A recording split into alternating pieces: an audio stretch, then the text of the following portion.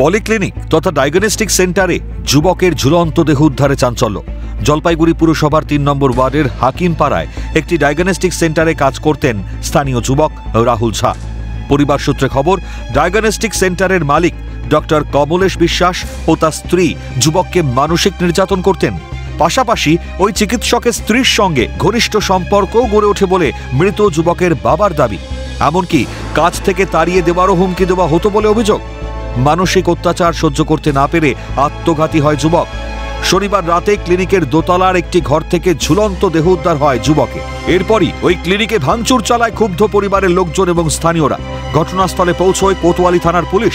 রবিবার Jalpaiguri medical college ও হাসপাতালে ময়নাতদন্তের পর শেষকৃত্যের আগে ক্লিনিকের সামনে দেহ ফেলে রেখে পথ অবরোধ করে চলে বিক্ষোভ।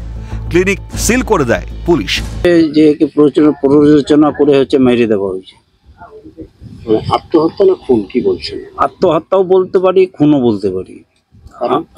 আমার মনে হয় এমন ভাবে ওকে মেন্টালিটি টর্চার করতো, ইমোশনাল ব্ল্যাকমেল করতো। ওকে যখন তখন ফোন করে ডাকতো। মনে হয় কিছু সম্পর্ক ছিল, অ্যাফেয়ার টাইপের ছিল। সেটা নাকি কোনো ব্ল্যাকমেলিং করা হচ্ছে? ব্ল্যাকমেলিং করা হচ্ছে, ইমোশনাল ব্ল্যাকমেল।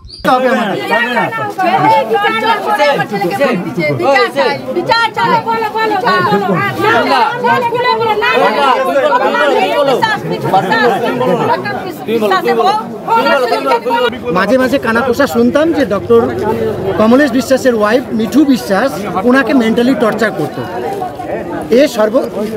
এ সবসময় একটা অ্যাংজাইটির মধ্যে থাকতো যে আমার চাকরিটা হয়তো চলে যাবে। আমরা এনার কঠোর থেকে কঠোরতম প্রপার ইনভেস্টিগেশন চাই এবং দোষীদের উপযুক্ত শাস্তি আমরা চাই। ঘটনায় পুঙ্খানুপুঙ্খ তদন্তের দাবি জানিয়েছেন জলপাইগুড়ির চেয়ারম্যান ইন কাউন্সিল।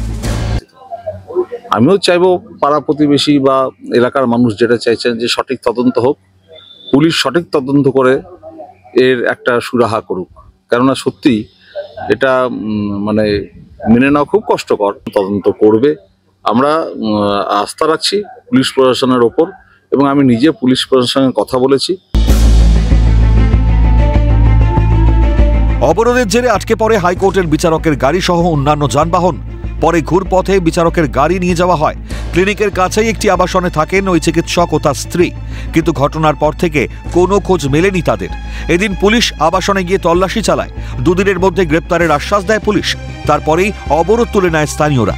জলপাইগুড়ি থেকে তিতাস পালের রিপোর্ট, ক্যালকাটা নিউজ।